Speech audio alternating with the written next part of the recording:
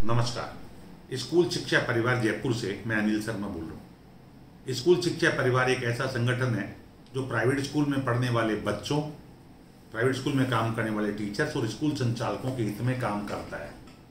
मेरा सीधे तौर पे आपसे कोई रिश्ता नहीं है, पर यह कह दूँ मेरा आपका रिश्ता बहुत प्रगाढ़ है। जो बच्चा आपके घर में है, जो बच्चा आपका है, इसकी शिक्षा के बारे में सोचने का काम मैं किया करता हूँ। मैं जब रात को भी सोता हूँ तो मेरे को चिंता रहती है कि इस बच्चे की शिक्षा का क्या हो रहा होगा।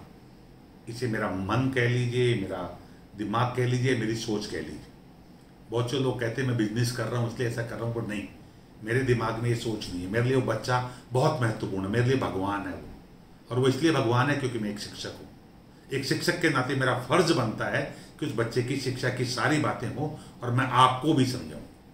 इस कोरोना काल के बाद बहुत सारे पेरेंट्स जिनको नेतागिरी करने का शौक होता है या सबकी अलग अलग मानसिकताएं होती है, उन्होंने कुछ ऐसा माहौल बनाया कि प्राइवेट स्कूल के टीचर और बच्चे तो पैसे लेने के चक्कर में ऑनलाइन एजुकेशन का नाटक कर रहे हैं। बच्चे ऑनलाइन में समझ नहीं पा रहे हैं और हमें फीस नहीं देनी है, इनका खर्चा कम आ रहा है। ये बहुत सारा झगड़ा करके एक ऐसा एनवायरनमेंट बनाया कि पेरेंट्स ऑनलाइन एजुकेशन से या शिक्षा से दूर हो गए। पेरेंट्स को लगा सरकार बच्चों को पास तो कर ही देगी, कोई दिक्कत नहीं है, फिर हमें क्यों पढ़ाएं। ये भी एक बड़ा कारण रहा। सरकार ने भी स्पष्ट नहीं किया बच्चों को कैसे पास करेंगे, ये भी एक बड़ा कारण रहा। ये कारण कुछ भी रहे हों, पिछले साल ग्रामीण क्षेत्र के लघु और मध्यम दर्जे के जो छोटे, उन्होंने शिक्षा में रुचि ही नहीं ली।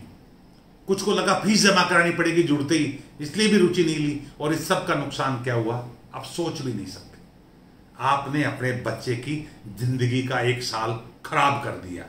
पास हो भी जाए फर्क नहीं पड़ेगा, और मैं तो कह रहा हूं पूरी जिंदगी खराब कर दी। मैं इसका भुक्तभोगी हूं। मैं किसी कारण से 2 क्लास जंप कर गया और उन 2 क्लास का जंप मैं आज भी नुकसान उठाता हूं।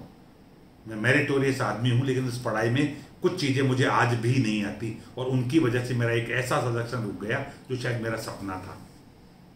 इसलिए बहुत दिल से कह रहा हूं, एक भी क्लास बिना पढ़े अगर बच्चा जंप होता है तो बहुत बड़ा नुकसान कर रहा है।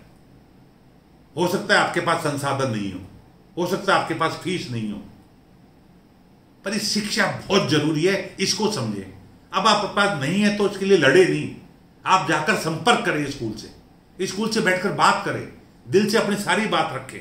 पर हमारा दुर्भाग्य क्या है कि हम लोग, ये मानवता हम में भी आता है, हम स्कूल संचालक भी कर सकते हैं, टीचर भी कर सकता है, हम अपनी कमी ढूंढते ही नहीं है।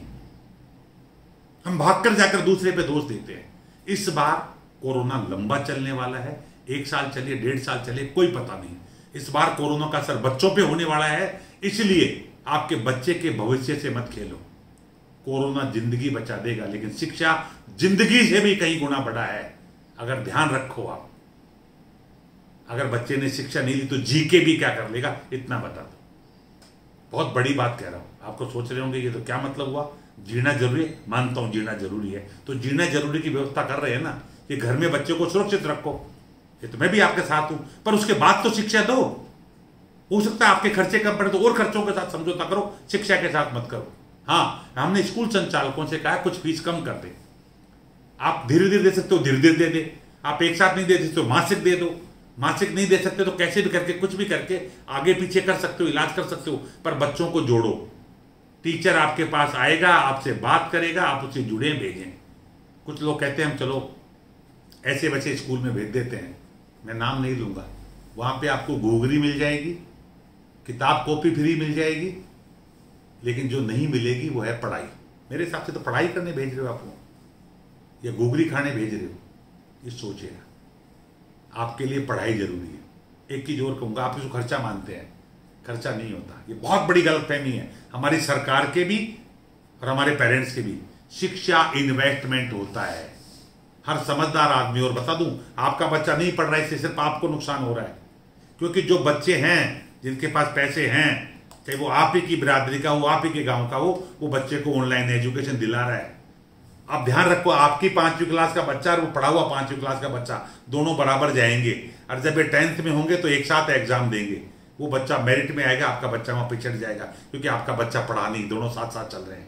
जब ऐसे ही गवर्नमेंट एग्जाम की बात आएगी, कंपटीशन की, ये बच्चा पास हो जाएगा, आपका बच्चा रह जाएगा, तो आपके बच्चे को नहीं पढ़ाकर आप चला के जानबूझ के उसके बराबर के बच्चों से पीछे कर रहे हैं। आप एक भारत में दो भारत कर रहे हैं।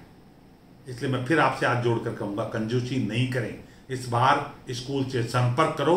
अगर स्कूल नहीं भी आए तो आप संपर्क करो, उसे कहो कि ऑनलाइन एजुकेशन की कोई व्यवस्था है क्या। वो आपको जोड़े, आप जुड़िए और उसको टाइम पे फीस भी दीजिए। जय हिंद, जय भारत।